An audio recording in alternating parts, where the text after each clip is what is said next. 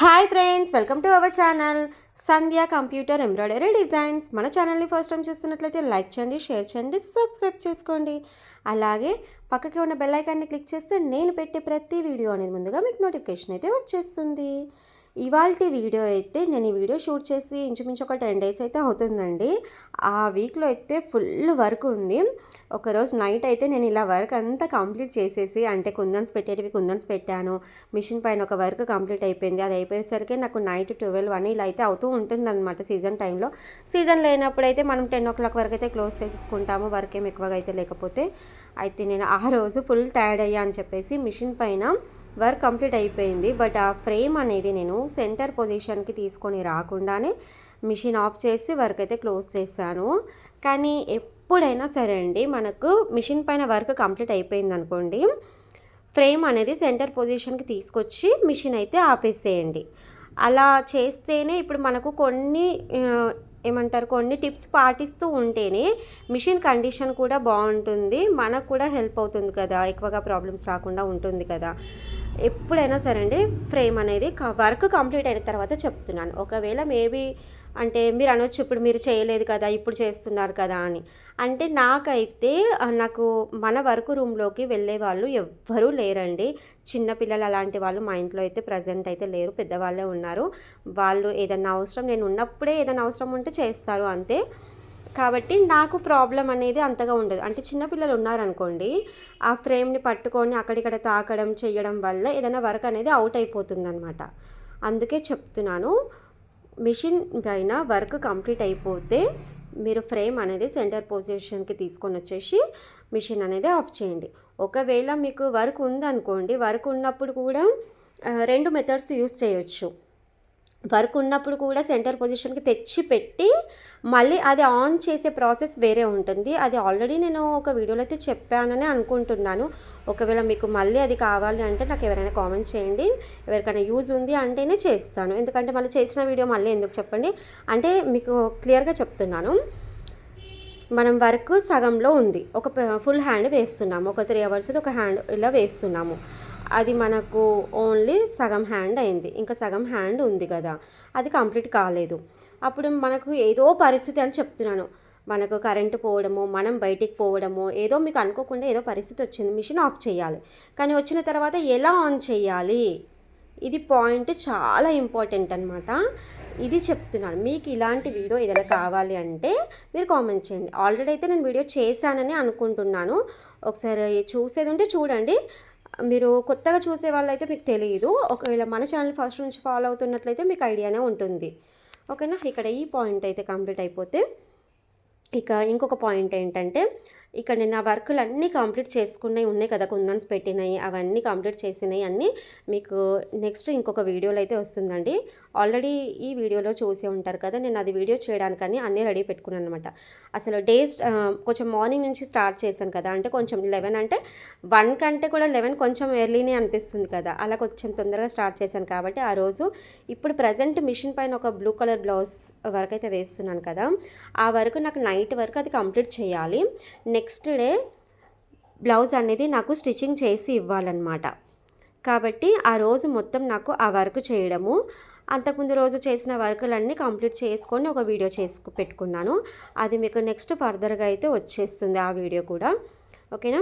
ఇక్కడ ఇంకొక పాయింట్ ఏంటంటే, జరీ దారం ఉంటుంది కదా, అంటే జరీ అనేటివి చాలా చిక్కు పడిపోతున్నాయి అని చెప్పేసి నాకు కామెంట్స్లో అయితే అడిగారు. అయితే జరీ నేను ఏది వాడుతున్నాను అనేది ఆల్రెడీ ఒక వీడియో అయితే చేశాను, అది కూడా వెళ్ళి చెక్ చేయండి. ఇంకొక పాయింట్ ఏంటంటే, నేను RRR మిషన్ ఉంది నా దగ్గర, నేను RRR జరీ యూస్ చేస్తాను. RRR జరీలో అంటే RRR జరీ వాడేటప్పుడు నీడిల్ అనేది 11 నెంబర్ పెట్టుకోవాలి. మనకు ఇంకా వేరే జరీ కూడా దొరుకుతుంది కదా, అంటే కొంచెం దారం గొట్టలు పెద్దగా ఉంటాయి వేరే కంపెనీ, ఇంకా మనకు వేరే మార్కెట్లలో ఇంకా చాలా రకాల జరీస్ అయితే దొరుకుతూ ఉంటాయి. అది ఏ జరీ వాడినా సరే నిడిల్ అనేది మనకు 14 నెంబర్ పెట్టుకోవాలి. ఒక్క పాయింట్ గుర్తుపెట్టుకోండి, RRR జరీ వాడితే 11 నెంబర్ జరీ. ఇంకా ఏ కంపెనీ జరీ వాడినా సరే నిడిల్ అనేది 14. ఇవి 2 పాయింట్స్ అనేటివి గుర్తుపెట్టుకోండి. నేను అందుకే మిషన్ తీసుకున్నప్పటి నుంచి స్టార్టింగ్ నుంచి నేను త్రిపుల్ ఆర్ జరీనే యూస్ చేస్తాను. నిడిల్ అనేది నాకు అప్పుడు వాళ్ళ దగ్గర తీసుకున్న 11 నెంబరే ఉంటుంది నాకు. కాబట్టి నిడిల్స్ కూడా నేను అవే వాడుతూ ఉంటానన్నమాట. ఇంకా నేను వేరేవైతే జరీ తీసుకురాను, నిడిల్ కూడా నేను వేరేవి పెట్టుకోను. 11 నెంబర్ ఉంటుంది. అందుకే నైట్ టైంలో మనకు నిద్ర వస్తుంటుంది కదా, నిద్ర వచ్చినప్పుడు అందులో దారం పెట్టాలి అంటే చాలా ఇబ్బందిగా అనిపిస్తుంది. మనకేంటంటే ఫుల్ టైర్డ్ అయిపోతూ ఉంటాం కదా, నిద్ర వచ్చినప్పుడు కళ్ళు మూతలు పడుతూ ఉంటాయి. ఆ 11 నెంబర్ నిడిల్ అన్నప్పుడు దానికి హోల్ కూడా చాలా చిన్నగా ఉంటుంది కదా, దాంట్లో దారం పెట్టాలి అంటే మనకి ఎట్లుంటుందంటే ఒక 4, 5 ఇట్లకెళ్ళి ఒక్కొక్కసారి థ్రెడ్ బ్రేక్ అయిపోతుంది అనమాట. అలా అన్నిట్లకెళ్ళి దారం పెట్టాలంటే నైట్ టైంలో మాత్రం ఫుల్ రిస్క్ అయితే అవుతుంది. ఒకసారి తప్పదు కదా సీజన్ టైంలో, అలాంటి ప్రాబ్లమ్స్ అయితే అందరు ఫేస్ చేయాల్సిందే. ఇక ఇంకొక పాయింట్ ఏంటంటే జరీ నేను ఏది వాడాను, జరీ సైజ్ కూడా అండి. మీరు చాలా పెద్ద జరీలు ఉంటాయి, అంటే మనకు పొడవులో పెద్దగా ఉంటుంది అనుకోండి గుట్ట, అది చిక్కుపడే ఛాన్స్ కూడా ఉంటుంది. నేను ఏ సైజ్ వాడుతున్నాను, ఏ జరీ వాడుతున్నానో ఆల్రెడీ ఒక వీడియో చేశాను, అదంతా క్లియర్గా అయితే చూడండి. ఇంకొక పాయింట్ ఏంటంటే, ఇప్పుడు నాకు రీసెంట్గా ఒకరు కామెంట్ చేశారు, మీరు వర్క్కి కాస్ట్ ఎలా తీసుకుంటున్నారు, మేము ఎలా కాస్ట్ తీసుకోవాలి, అది దాని గురించి ఒక వీడియో చేయండి అని చెప్పేసి అడిగారనమాట. అయితే ఇది చాలామంది చేసి ఉంటారని నేను అనుకున్నాను, అందుకే నేను అంత క్లియర్గా అంత డీటెయిల్గా అయితే చెప్పలేదు. అయితే ఇక్కడ ఒక పాయింట్ ఏంటంటే, మనకు వర్క్ చేస్తూ ఉంటాం కదా, ప్రతి వర్క్కి మిషన్లో మనకు స్టిచెస్ అయితే కౌంట్ వస్తుందన్నమాట. ఎన్ని స్టిచెస్ ఉన్నాయి అంటే 1,00,000 స్టిచెస్, 50,000 స్టిచెస్, 60,000 ఇలా అయితే స్టిచెస్ అయితే అక్కడ మనకు ఉంటాయి కదా. ఆ స్టిచెస్ని మనకు క్యాలిక్యులేషన్ చేసుకోవాలన్నమాట.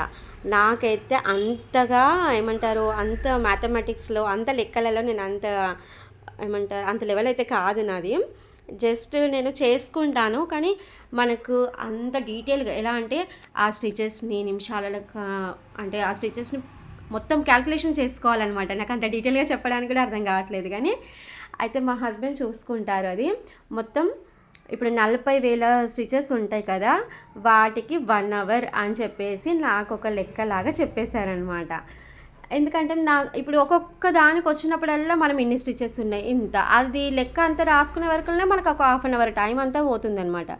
నేను అదే మా హస్బెండ్కి చెప్పాను, నాకు చిన్నగా సింపుల్గా చెప్పేసేయండి, నాకు పెద్దగా ఇదంతా లెక్క చేసుకుంటూ కూర్చోవాలంటే నాకు టైం అంతా చాలా వేస్ట్ అయిపోతుంది కదా అని చెప్పేసి నేను చెప్తే సరే అని చెప్పేసి తనే క్యాలిక్యులేషన్ అంతా చేసుకొని 40,000 స్టిచెస్కి 1 అవర్ అని చెప్పేసి నాకు ఒక లెక్క చెప్పారనమాట. అయితే నేను అదే ఫాలో అయిపోతున్నాను. ఇప్పుడు మనకు అక్కడ స్టిచెస్ చూపిస్తూ ఉంటాయి కదా, 40,000 ఉన్నాయా, 30,000 ఉన్నాయా, 50,000 ఉన్నాయా, 80 ఉన్నాయా, 1,00,000 ఉన్నాయా, 2,00,000 ఉన్నాయా, ఇలా మనకు అక్కడ ఉన్న స్టిచెస్ని బట్టి 40,000కు 1 అవర్ ఇలా అయితే చేసుకుంటాను లెక్క. ఇప్పుడు మనకు 40,000 అంటే 80,000, ఇప్పుడు 40,000 అంటే 1 గంట అంటే 1 అవర్, అలాగే 80,000 ఉన్నాయనుకోండి 2 అవర్స్, అంతే సింపుల్గా ఇలా అయితే నేను లెక్క చేసుకుని పెట్టేసుకుంటున్నాను. అయితే ఇక్కడ ఇంకొక పాయింట్ ఏంటంటే 1 అవర్కి ఎంత కాస్ట్ తీసుకోవాలి, ఇది కూడా చాలా ఇంపార్టెంట్ పాయింటే కదా. అయితే మీ ఏరియాలో ఎలా కాస్ట్ తీసుకుంటున్నారు అనేది కొంచెం మీరు తెలుసుకోండి. అలానే చూసి అంటే దానికి రిలేటెడ్గా ఉండేటట్టు చూసుకొని అయితే తీసుకోండి. ఇప్పుడు నేను 1 అవర్కి ఇంత అని చెప్తే, ఇప్పుడు ఒక్కొక్క ఏరియాలో ఒకరు ఎక్కువ తీసుకుంటున్నారు, ఒకరు తక్కువ తీసుకుంటున్నారు. ఆన్లైన్ చేసేవాళ్ళు చాలా తక్కువ, అంటే ఇంట్లోనే ఉన్నా సరే ఒక 2-3 మిషన్స్ పెట్టేసుకొని ఆన్లైన్ బిజినెస్ చేసేస్తున్నారు. ఇప్పుడు మనకు బోటిక్లు షాపులను కాకుండా నార్మల్గా ఇంట్లల్లో కూడా 2-3 మిషన్లు, డబల్ హెడ్ మిషన్లు ఇలా పెట్టుకొని కూడా ఆన్లైన్ చేస్తున్నారు. అలాంటి వాళ్ళు కొంచెం తక్కువగా తీసుకుంటారనమాట. కాబట్టి ఇలా ఎవరు ఎంత తీసుకుంటారు అనేది వాళ్ళ ఏరియాని బట్టి వాళ్ళు చూసుకుంటారు. మీరు కూడా మీ ఏరియాలో చెక్ చేసుకోండి, ఎంతవరకు ఒక్కొక్క డిజైన్కి ఒక 1 అవర్కి ఎలా తీసుకుంటున్నారో. అలా మీ దగ్గరలో ఎవరైనా ఫ్రెండ్స్ ఉంటే అడిగి చూడండి. ఒకవేళ మీకు అంత డీటెయిల్గా నేను 1 అవర్కి ఎంత తీసుకుంటాను అని తెలియాలి అంటే నాకు వాట్సాప్లో అయితే కాంటాక్ట్ అవ్వండి, నేను అక్కడైతే మీకు చెప్తాను. ఎందుకంటే ఇక్కడ నేను ఎంత తీసుకుంటున్నానని చెప్పేస్తే ఎక్కువ తక్కువ తీసుకునే వాళ్ళకు ప్రాబ్లమ్స్ అయిపోతున్నాయి అనమాట. కాబట్టి అందుకే చెప్పట్లేదు. నేను అందుకే దాదాపు చాలా వీడియోస్లలో కూడా నేను అమౌంట్ అనేది చెప్పను. ఎందుకంటే కొంతమంది ఎక్కువ తీసుకునే వాళ్ళు ఉంటారు, కొంతమంది తక్కువ తీసుకునే వాళ్ళు ఉంటారు. ఇప్పుడు మనమైనా సరే వర్క్ చేస్తుంటాం కదా, కొంచెం ఫ్రెండ్స్కి కానీ రిలేటివ్స్ కానీ అలా వేసినప్పుడు కొంచెం తక్కువగా తీసుకోవడము, కొత్త కస్టమర్కి అన్నప్పుడు ఇలా తీసుకోవడం, కొత్తగా వచ్చిన ఇప్పుడు దాదాపు అందరికీ తక్కువనే అవుతుందండి. ఇప్పుడు ఫ్రెండ్స్కి రిలేటివ్స్కి తక్కువనే వస్తుంది. కొత్త కస్టమర్స్ వచ్చినప్పుడు మేము ఫస్ట్ టైం వచ్చినాం కదా, మాకు తక్కువ తీసుకోండి అని ఇలా అడుగుతూ ఉంటారు. మేము మళ్ళీ ఎప్పుడు వచ్చేవాళ్ళు ఉంటారు కదా, మేము రెగ్యులర్గా మీ దగ్గరికే వస్తున్నాం కదండి, మాకు తక్కువ తీసుకోండి అని చెప్పి ఇలా అడుగుతుంటారు.